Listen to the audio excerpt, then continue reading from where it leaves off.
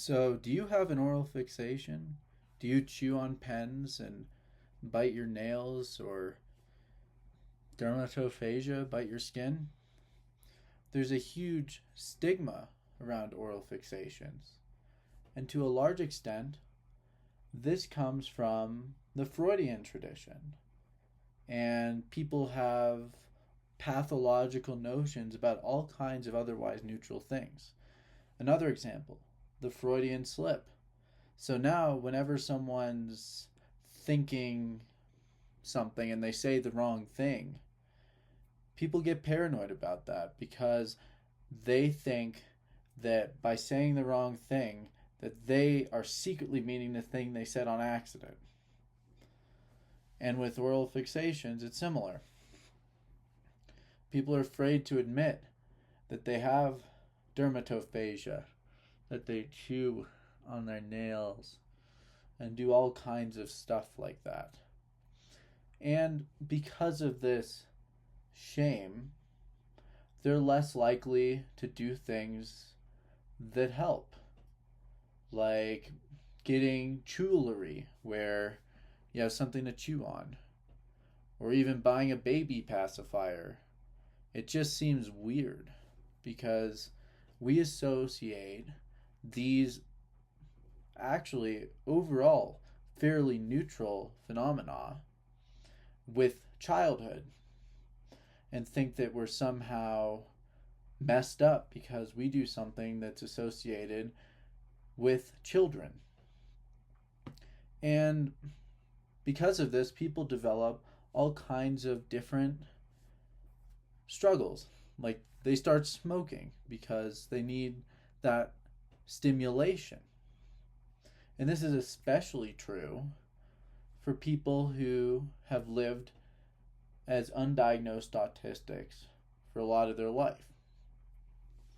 Because now you realize that once you realize that you were autistic to begin with, you realize, oh, I had a need to stim this whole time, and I've repressed it to try and appear normal to others.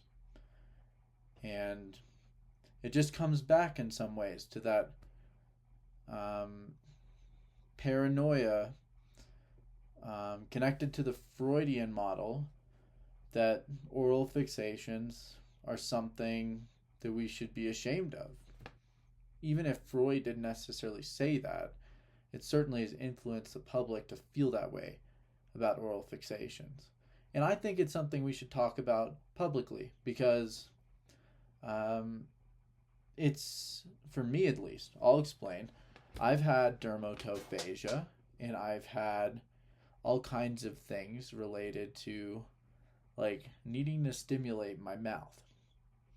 And now that I'm an adult and realize I was autistic, I know that oral fixations are a neutral thing. They're not something I have to be ashamed about anymore, even though I feel it sometimes.